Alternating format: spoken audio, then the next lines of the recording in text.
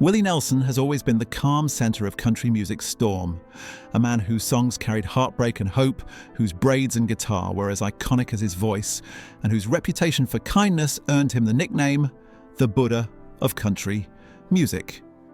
But at 92, the serenity has cracks.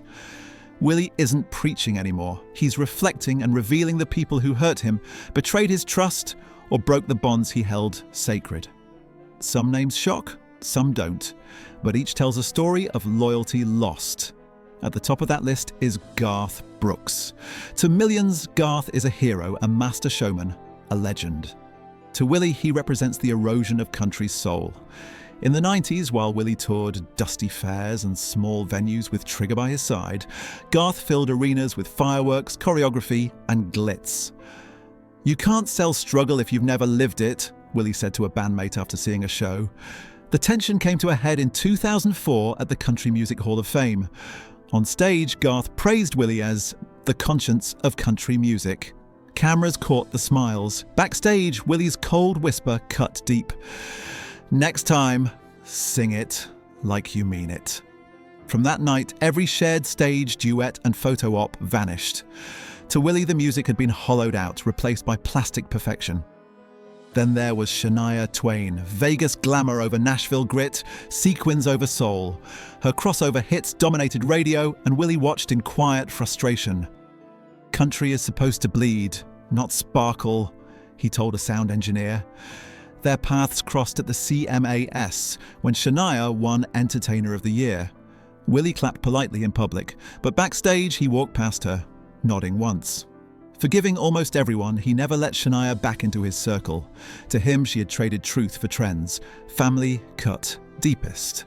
Waylon Jennings, a brother-in-arms in the outlaw country movement, drifted into the fame he once despised. Missed sessions, arguments over songwriting credits, and nights of tension became the cracks that split them apart.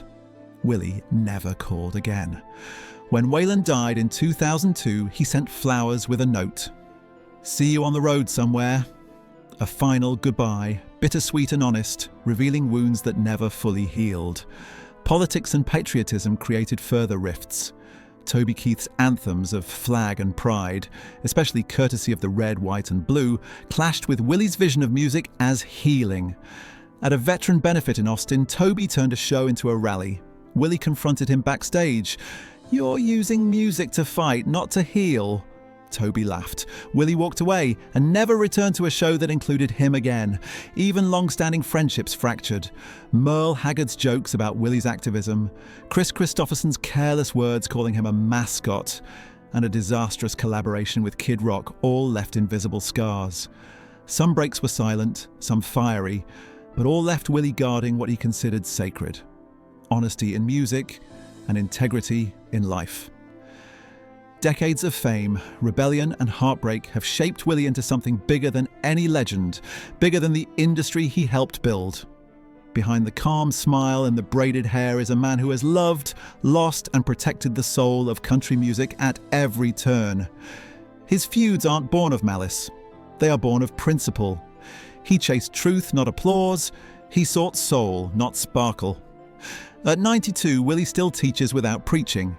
He shows that loyalty matters, that words carry weight, and that silence can speak louder than any song. In a world obsessed with fame and glitter, Willie Nelson remains the measure of authenticity. Some betrayed him, some disappointed him. But through it all, he stayed real, guitar in hand, eyes steady, heart honest. And maybe that's why, after all these years, the world still listens.